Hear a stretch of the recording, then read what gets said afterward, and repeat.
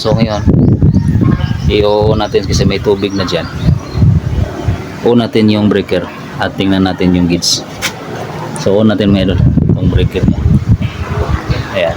So on natin. Ayan. Ayan mga idol, magandang araw sa inyong lahat yan. Welcome back na naman sa aking channel, NCMX Vlog. So meron tayong gagawin dito mga idol. Maglagay tayo ng isang booster, pressure booster. At saka magpalit din tayo ng overhead tank. Kasi nasa second floor yung susuplayan natin ng booster pump or pressure booster. So sa ating pressure booster meron tayong pressure tank na bladder, tapos may 0.5 na water pump, 0.5 HP. So ngayon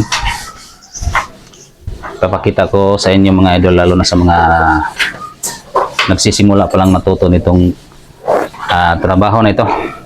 So para lang to sa mga nagsisimula na matuto mga idol, para sa kanila to, para matuto naman sila at magkaroon ng idea. So nandito yung mga gagawin natin, papakita ko sa inyo mga idol. So ayan, nandito yung tangking bagong overhead tank mga idol. So dyan natin papatong. So medyo mababa lang siya, kaya maglagay tayo ng pressure booster. So yung lumang tangke nandun na yan. Ayan, binaba na namin mga idol. Tapos nandito yung pressure tank at saka yan yung pump. So bali dyan din natin papatong yung water pump. So yan, bago tayo magsimula, una natin gagawin is magbutas tayo dito sa tangke. Dito tayo kukuha ng supply papunta sa ating water pump. So ito naman kabila, may butas naman dito, lumang butas. Ito yung magsusupply sa ground floor mga idol. So kaya hindi tayo magkuha dyan kasi hihina yung supply sa ground. Kaya magbutas tayo ng panibago dito. So ayan, simulan natin mga idol at abangan at sundan nyo para makuha nyo ang gagawin natin. So bali ito lang yung gagamitin natin mga idol, kasi wala tayong plants na mabili. So isang male at saka isang female. So itong female siguro dito sa labas to natin ilagay, tapos yung male hindi, yung male sa labas, yung female sa loob, para makapaglagay tayo ng tiplon. So ito yung ipapasok natin. Ito yung pangbutas natin mga idol. Dito butas tayo.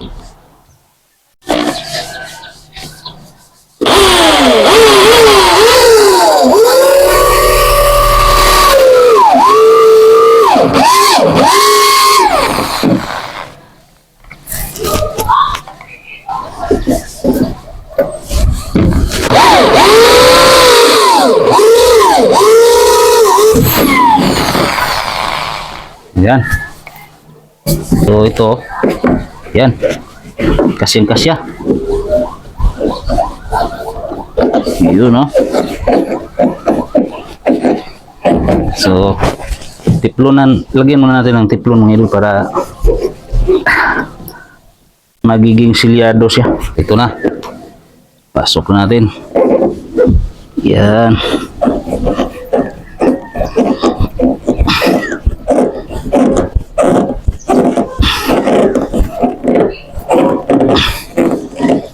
Kung ganito yung liso na kung gira diha.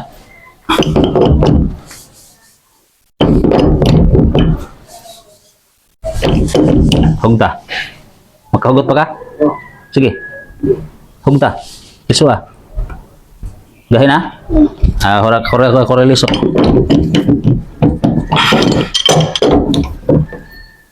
Okay. Ayan. Okay. So ilis ako na ba? Para lubot niya.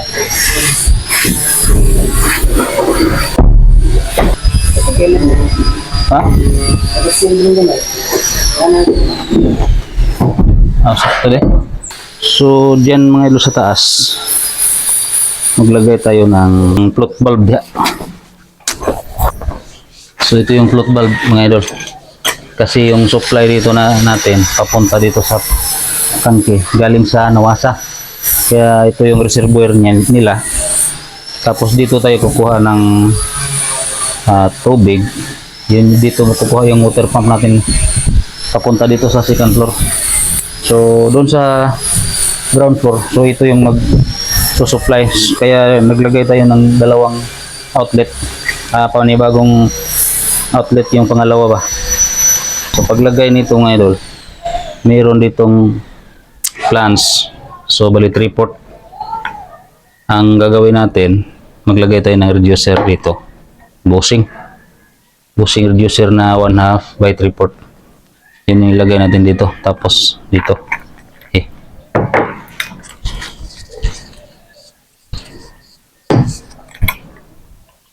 So bago natin ipasok, huwag kalimutan ng tiplon. So ayun mga idol, sa paglagay ng float bulb. So ito po yung tinatawag na float bulb. Yan. So ang purpose nito mga idol, ito yung magsasara, magbubukas at magsasara yung tubig papasok dito. So ito yung gagamitin ninyo pag nawasa yung supply ninyo. So wag niyo itong ikabit sa dulo ng buga ng water pump.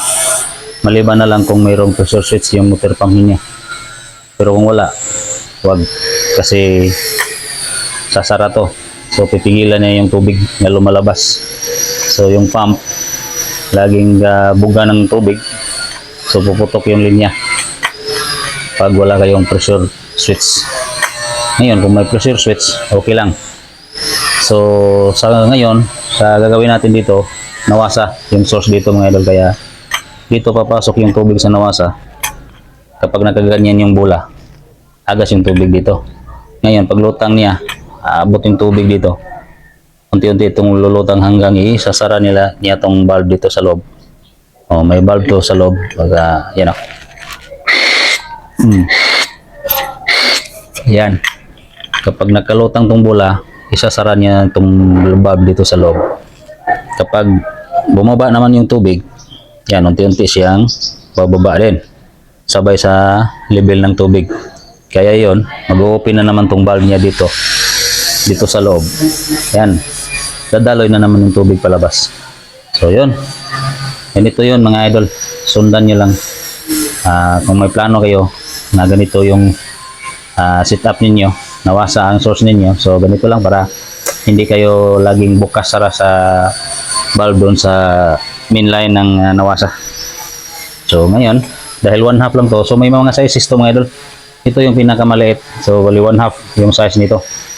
Ang susunod nito palaki ay 3/4, tapos may uno. Ngayon dahil 1/2 to, tapos yung entrance dito ay 3/4, meron tayong DI bushing na nilalagay sa kanyang pinaka plants. So ito sa kabila to mga idol, sa ilalim to. Yan, dito natin to ilalagay.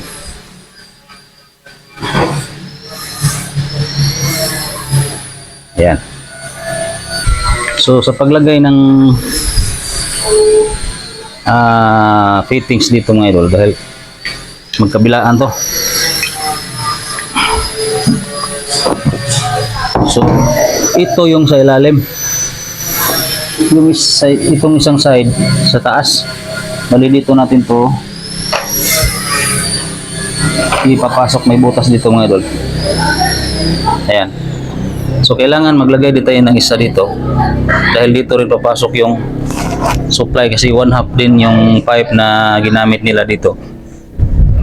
Dito natin ipapasok yung para sa end. Yun. So lagyan na natin ng tiklon, dahil may traha din. So yun mga idol sa mga gustong matuto dyan, sundan nyo lang kung paano natin ginawa itong trabaho na ito mga idol, para hindi kayo malito at madali niyong makuha. So, yan. Okay. So, dito sa kabila. Kahit hindi magkasya. Kasya ba? Okay. Pwede na natin kabit. Kasya naman yung nut niya sa labas. Yan. Okay. So, dito sa ilalim. Ayun mga idol, 3/4. Kala ko 1/2 yung nalagay ko. So, 3/4 pala. Tanggalin na naman natin to at yung bushing na kinabit natin dito ay papasok natin sa 3/4 na straight elbow. Dahil kailangan natin kung magkabit kayo pala, nalimutan ko. Magkabit kayo nito, kailangan pag ganyan kasi to. So may elbow kayong ilalagay dito sa ilalim. Dahil pag ganyan siya kapag nakakabit, ganyan pa ganyan. Ayan ba, ganyan. So ipapakita ko yung pagkatapos nito. Kakabit muna natin tong kanyang elbow para hindi kayo malito, para klarong-klaro ba mga idol. Siguraduhin lang mga idol na walang leak para hindi dahil pag may magkaroon ng leak dito, ang mangyari dyan ay aapaw yung tubig. Aapaw yung tubig sa tangke, tapos yun lagi na namang nababasa yung kanyang base. Okay. So ngayon ito na. Ayan ganyan yung posisyon niya mga idol. Yan. Ayan, klaro ba? Tapos 3/4, dahil 3/4 to, dito yung bushing natin lalagay kasi nga di media yung float valve natin. So mayroon namang 3/4 kaso medyo mahal siya mga idol. Mas makatipid kayo kapag fittings lang yung bibilhin ninyo pang reduce ba. Wala namang sa pag ng tubig, parehas lang din, may papasok. So ito pwede natin tong ikabit muna para hindi na tayo maghirapan.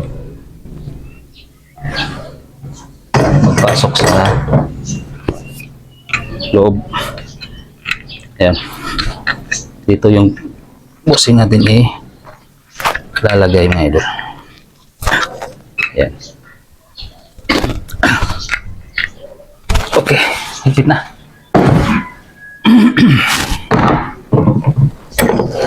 Tapos meron ng tiplon dito. Ito yung papasok natin dito sa mga idol, sa bushing na to, 1/2 na to. So kasya na tong float valve natin. So ito na siya mga idol. Bali ganito yung forma niya. Ayan. Pag ganyan siya. So pag load lang ng bola, ganyan siya. So huwag niyong baliktarin ni ganyan kasi pag load ng able yan, open yan. Pag nakababa yan, sarado. So pag ganitong posisyon mga idol, ubos yung tubig ng tangke ninyo. Kailangan pag ganyan siya. Yan, kuha niyo. Ayan. So ikabit na natin dito sa ilalim. At dahil dito yan, so nakaharap yung bola doon. So nasa ilalim to. Yan dito. Ayan. So ang higpit pala nitong plants mga idol ay pakaliwa. Tulad ng ibang pagkanan.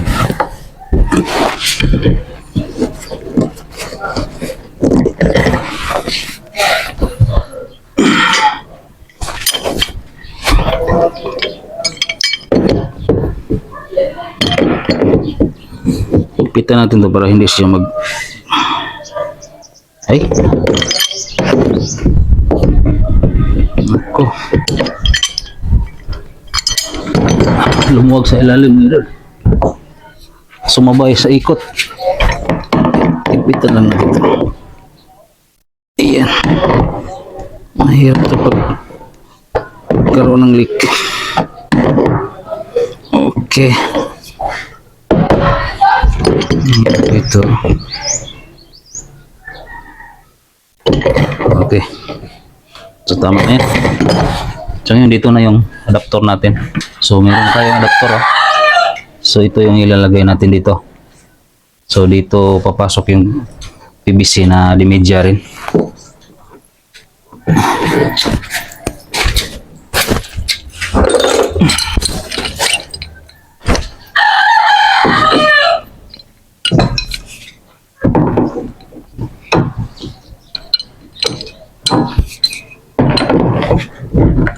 Kailangan natin i-control ngayon para di siya sasabay pag-ikot.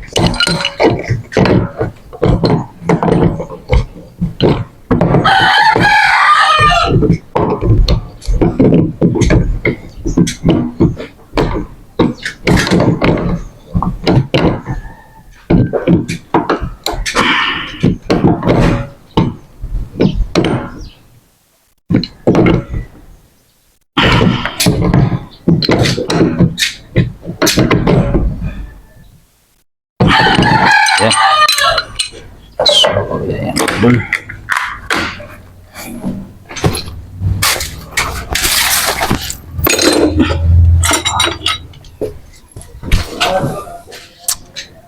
So, okay na siya dito. Ayan yung hitsura niya sa loob mga ilo. Kita ko sa inyo. Yan. So, ayan ang yung valve natin Hindi, yung float. Yung valve na sa taas. Ayan yung float mga ilo. So, ganyan siya. Paglutang niya, siyempre, ganun yan. So, dito lang yung tubig. Yan. So, ngayon, iakyat na natin yung tangke meron. So, dito natin idadaan yan. Diyan, no?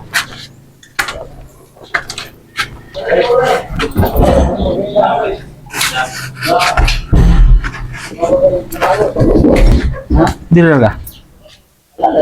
Dito lang lagi. Ano na?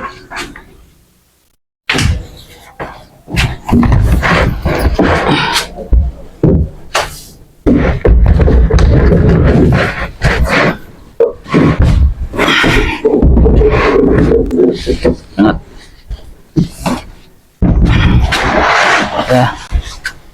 Okay. Tud. Okay. Akar be, akar.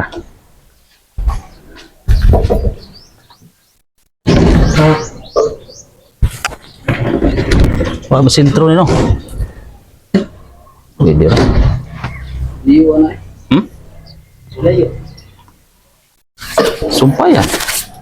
So mga idol, nandun na yung tangke. So natin gawin ay magkakabit na tayo ng supply para mapasukan ng tubig dyan. Mamaya na mga idol. Dito na po yung water pump natin. So dito natin ipupwesto yung tangke ay water pump. So yung tangke pala ay dito sa baba natin ipwesto. So dito tayo mag connect ng dito yung pwesto ng water pump. So ngayon i-connect na natin yung mga fittings niya, yung mga accessories niya ngayon. So ito po ay nagsisilbing booster pump. Ito po yung magsusupply dito sa second floor kasi nga mahina yung tubig dito sa second floor kapag itong base tank, itong overhead tank na to ang magsusupply dito. So itong overhead tank na to, ito yung magsusupply dito sa baba sa ground floor. Kaya tayo nandito para mag-install ng pressure booster na siyang magsusupply dito sa second floor. So isang CR lang ang susupplyan dito mga idol. Kaya lagyan na natin ng bladder pressure tank. So ngayon, ang gagawin natin ay isi-set up na natin to. So sundan nyo lang mga idol para makuha ninyo kung paano. So ito ay isang GI nipple. So kakabitan natin ito ng 5-way connector para dito natin ikakabit yung mga pressure switch, ay yung ano, mga accessories niya tulad ng pressure switch at saka pressure gauge. Okay, so dito mga idol ay lalagay natin yung pressure, itong ito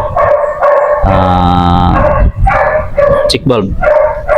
So itong check valve para sa inyo na bago pa lang sa trabahong ito, itong check valve ay hindi pwedeng magkabaliktad mga idol. Isang pasok na to. Kapag magkamali ka ng plasta dito, hindi ito magtatrabaho. So kailangan hanapin niyo itong arrow. Mayroong arrow dito. Ito. Kung saan yung arrow, doon pupunta yung tubig. So dahil ito ay buga ng motor pumps, dito tayo mag-connect dito sa ito. Dito yung spring dito ay paangat. Yan. Pagpasok ng tubig, itutulak niya tong gasket na to. So magbubukas siya. Ngayon pag hinto ng tubig, magsasara to. So yung pressure hindi na makapabalik dito. So dito lang sa kabila. Itong kabila mga idol ay sarado to. Yan. Pag ganyan bukas, pag ganyan sarado. Pag dito niyo ipapasok yung tubig, hindi siya makakalabas sa kabila kasi sarado yan. So always na isang one way lang mga idol ba. So itong portion na to, ito yung papasok natin dito. Yan. Okay. Yan.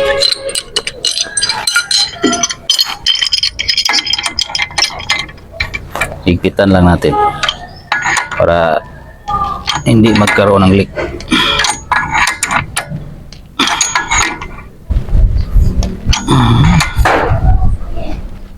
Okay. So ngayon dito pwesto natin tong kaniyang 5-way connector. Ito ngayon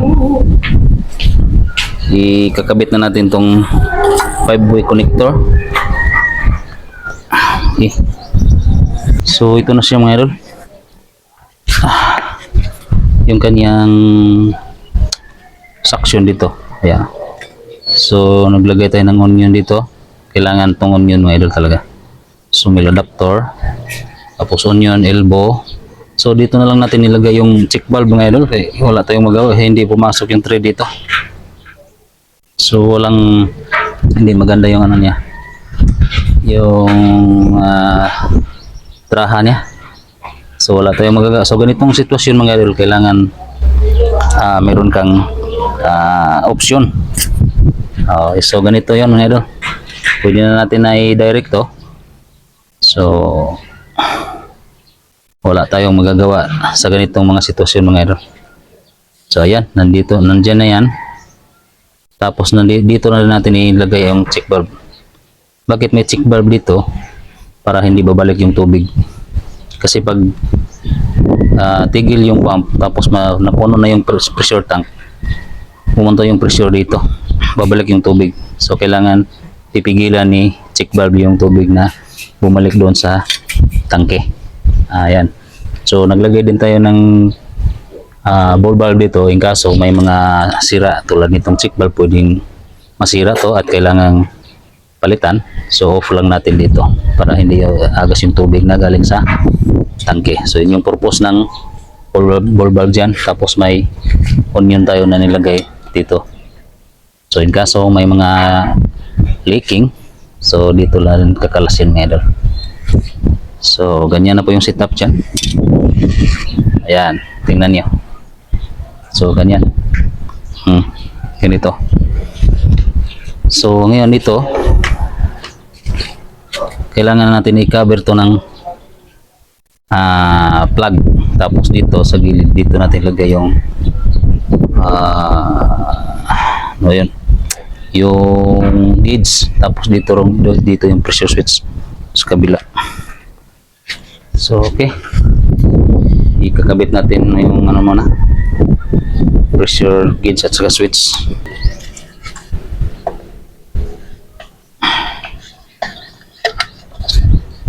Yan mga idol.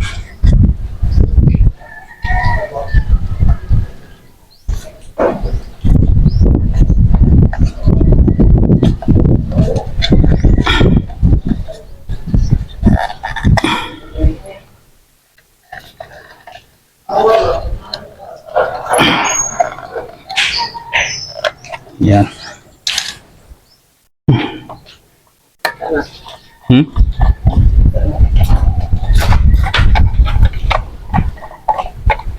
Kita nagkuhan. What happened? Yeah.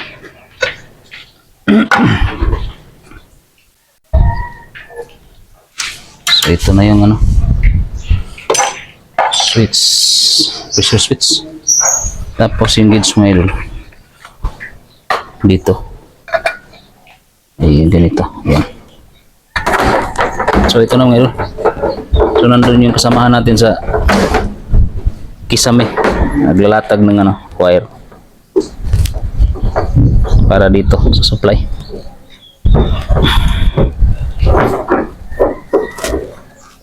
Ito na.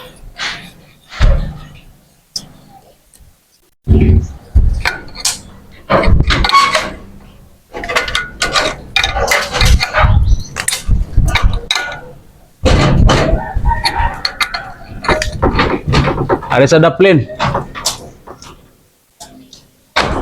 So ganyan lang idol. Alright guys, ito na. Ito na yung setup natin mga idol. So kanina dito pa tayo ito po yung tinatalaki natin kanina mga idol. So nandito na yung ganyang gauge at saka pressure switch. Tapos mayroong plug. So ngayon dito na yung papunta sa buga, yung supply. So nag-onion tayo dito. So ganito yung setup natin mga idol. May onion, tapos T. Ngayon ang yung papunta dito, elbow. So papasok dito sa ating tangke. Ayan. Tinatanggap ng hose. Ayan. Kasi may hose to na padala mga idol, kaya ginamit na lang natin para flexible siya dyan. Flexible hose yun mga idol. Tapos mayroong female adapter. So hanggang dito. So ngayon papunta dito sa supply na ito mga idol. Ayan, may elbow pupunta dito. So dito yung supply. Ayan, galing yan dito doon sa pump at saka sa pressure tank. So dito natin kinukunik. Ayan, nagti tayo dyan. So dito may valve to ngayon, kasi pag walang valve punta yan sa baba. So itong T na to punta sa baba, tapos itong pipe na to ay ayan, galing dyan sa tangke. So may valve din dito. Sinasara na natin si direkta mo sila po ngayon sa nawasa. Tapos ito na yung supply papunta doon sa CR ngayon. So ayan na. So malakas na yung tubig doon pagkatapos nito ngayon. So ngayon i-on natin kasi may tubig na dyan. On natin yung breaker at tingnan natin yung gauge. So on natin ngayon itong breaker niya. Ayan. So on natin. Ayan, balas siya. Ayan o.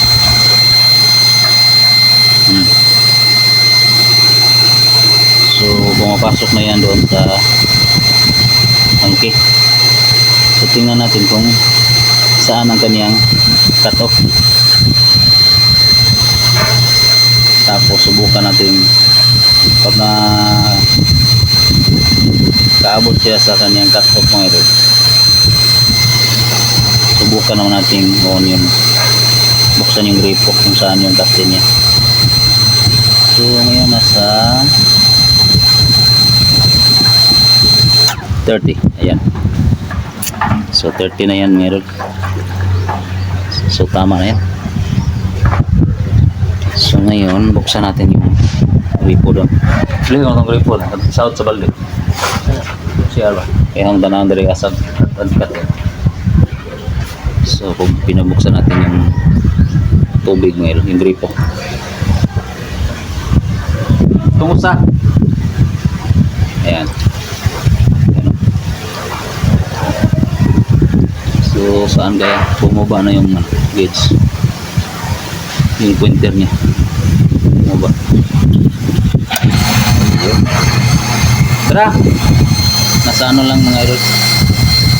15. 15 yung cut niya. So, okay na dito. Yan. Mandar na.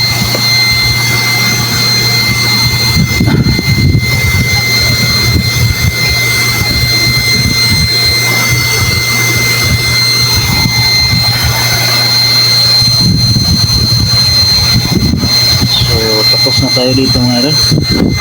Yan.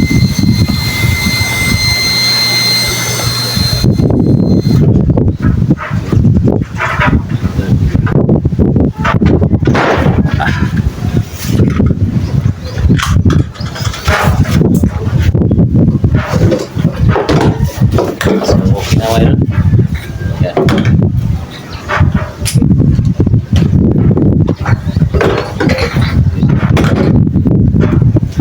So dahil tapos na dito, so dito na lang siguro matatapos yung video natin. So maraming salamat pa rin sa suporta niyo mga idol. Sana lagi kayong sumusuporta sa mga video ko para naman patuloy tayong makapaggawa ng mga video mga idol. So hanggang sa susunod na vlog, maraming salamat. God bless. Bye bye.